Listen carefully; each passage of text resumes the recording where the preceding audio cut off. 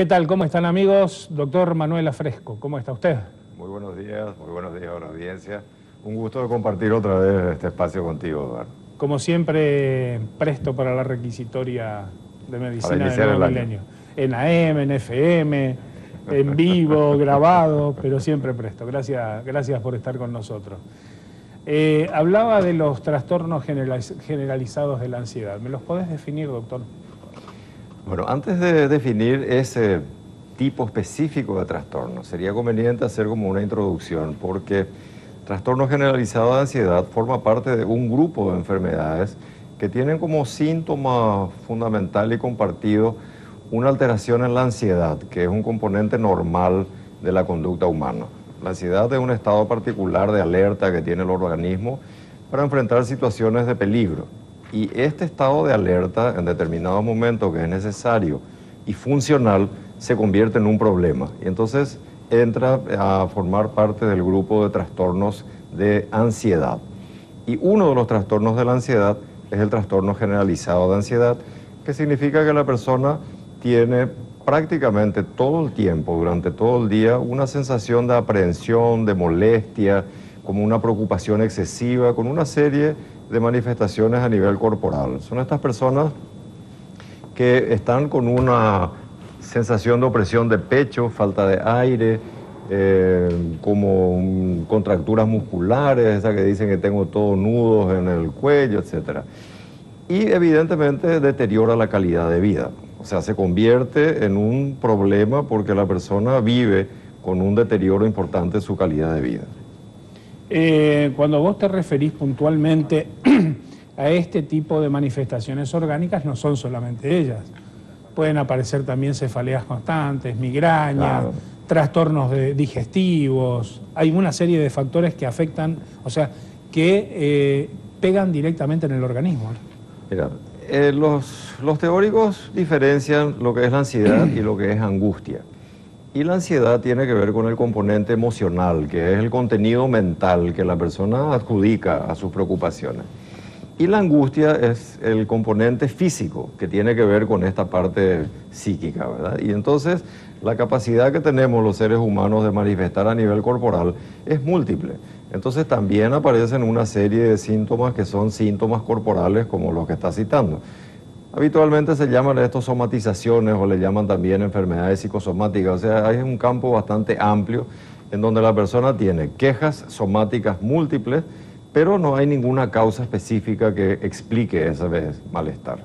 Dentro de todas estas cuestiones que hacen a los trastornos generalizados de la ansiedad, tenemos fobia, pánico, estrés, melancolía, pero quiero comenzar por el estrés, porque esa es una palabra que convive con nosotros las 24 horas, hasta cuando dormimos. Vale.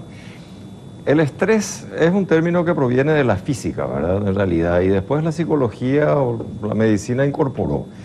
Y tiene que ver con una reacción de alarma, ¿verdad? El estrés es el esfuerzo que hacen los metales cuando son sometidos a una presión y tienen que aguantar esa presión sin deformarse. Ese es el concepto genérico de estrés.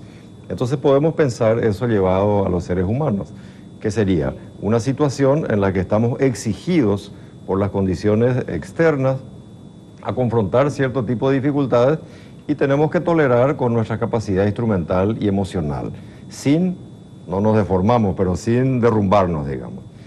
Entonces el estrés es un componente normal de la vida cotidiana. La gente entiende que cuando uno dice estrés, siempre habla de patologías, pero en este sentido, igual que la ansiedad, hay un estrés normal que tenemos que estar en condiciones de poder tolerar y que nos activa el organismo para enfrentar las situaciones cotidianas. Y hay un disestrés que le dicen que es el estrés patológico que genera después, posteriormente, un desgaste. Selye es un autor que estudió mucho de esto, entonces habla del agotamiento del estrés crónico. Entonces, todas las personas tenemos que estar en condiciones de poder tolerar bajo exigencias extremas ciertas situaciones. Cuando se hace patológico, decía, cuando se hace una causa de enfermedad, entonces también dan manifestaciones muy parecidas a lo que definíamos en el trastorno de ansiedad. Quejas múltiples, malestar, decaimiento, fatiga, etc. Me tengo que ir a la pausa, pero quiero que me hables de la jornada que va a haber el 23 de enero en el Círculo Militar Naval sobre el tema de Alcohólicos Anónimos, un programa muy importante. Bueno, Alcohólicos Anónimos es una comunidad de hombres y mujeres que comparten este problema del alcoholismo y que se proponen hacer algo para poder detenerlo. Se entiende que es una enfermedad crónica, incurable, progresiva. Y tiene 36 años en nuestro país como organización. Entonces, el 23 de enero cumple 36 años y va a ser un evento de festejo de sus 36 años en el Círculo Militar, Naval y Aeronáutico de la calle Mariscal Estigarribia y Tacuarí, a las 11 de la mañana. Es un evento abierto, un festejo, es un recurso terapéutico demasiado importante y entonces vamos a festejar los 36 años de Alcohólicos Anónimos. Doctor Manuel Fresco, fobia y pánico, ¿es lo mismo? ¿No es lo mismo? Vale. Estas dos enfermedades, que son también trastornos, forman parte de este grupo que decíamos trastornos de la ansiedad. La fobia se caracteriza por fundamentalmente la aparición de un miedo irracional y desproporcionado ante cierto tipo de situaciones u objetos. El miedo también es un componente normal de la conducta humana y es también un componente que preserva de alguna manera la sobrevivencia, es decir, la persona que no tiene miedo se expone a riesgos innecesarios. Entonces, igual que la angustia, el miedo puede ser normal o puede ser patológico. Cuando hablamos de fobia, entonces estamos hablando, como decía la definición, en un miedo que es irracional y que es desproporcionado con relación al objeto que uno teme. Por ejemplo, uno puede tener miedo a un sapo, a una víbora, a una cucaracha, y la racionalidad está en la proporción del temor y en que la persona se da cuenta que su miedo es irracional y que es desproporcionado. Esto sirve para diferenciar de los miedos, que también aparecen miedos en algunas enfermedades que son enfermedades psicóticas, es decir, la persona tiene algún trastorno psicótico, está loco o tiene un temor que absolutamente ella no se da cuenta de la irracionalidad. En las fobias, la persona sabe que es irracional. Claustrofobia, que es bastante conocida, una persona tiene miedo de entrar al ascensor, sabe que es un disparate, pero cuando tiene que entrar se angustia, tiene taquicardia, le falta aire, suda, comienza ya a tener esta aprensión, o miedo a volar, o miedo, bueno, hay una serie de temores que tienen que ver con situaciones u objetos. Y por otro lado, el pánico es un temor excesivo, es una crisis que aparece de manera brusca, imprevista, y se caracteriza por una serie de manifestaciones a nivel físico y a nivel emocional. La persona tiene taquicardia, falta de aire, sensación de atragantamiento y tiene una sensación de muerte inminente, siente que se va a morir. No está desencadenada por un objeto o una situación en particular. Te da, como dice la gente, de onda. Yo estaba bien, estaba cenando, estaba ahí de repente. Ese de repente es muy característico, porque es imprevisto. Entonces, eso se repite. Si aparece una vez o dos veces, es una crisis de pánico. Si se repite, en general los catálogos dicen que tiene que aparecer más de 4 veces al mes. Si se repite con frecuencia, ya es una enfermedad de pánico, que se caracteriza por eso. La persona va a tener a lo largo de su vida estos ataques que le pueden dar de manera imprevista y en el mejor momento de su vida. No tiene determinantes que sean contextuales. Esa es la característica, fobia y pánico. Muy pequeñito el tema de melancolía, porque ayer hablaba con una persona, la señora me decía, quiero preguntarle al doctor, ¿por qué de repente entro a mirar hacia atrás mi vida y me pongo angustiada, me pongo melancólica, y no sé por qué me pasa? Bueno, la melancolía es un término que en la actualidad en el campo de la psiquiatría no se utiliza como tal, porque lo que antiguamente se llamaba melancolía, que tiene que ver ya con tiempos de Hipócrates, que hablaba de la bilis negra y todo ese tipo de cosas, hace referencia a un estado particular del estado de ánimo, que es un estado depresivo. La gente llama melancolía a eso. Y en general, en el campo de la salud mental se asocia melancolía a los estados depresivos. Ahora, los trastornos de estado de ánimo, que es el grupo grande de enfermedades del ánimo o del humor, como se le llaman, tienen también una serie de formas de estar deprimidos.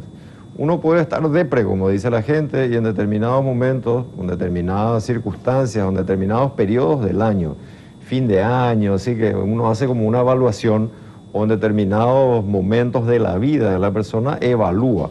Y si el balance es negativo, entonces uno siente que vivió de balde, como se dice, y entra este sentimiento de tristeza, futilidad, la persona se siente mal. Te voy a preguntar, ¿cómo puedo llevar una vida mentalmente saludable y cómo tratamos todas estas patologías?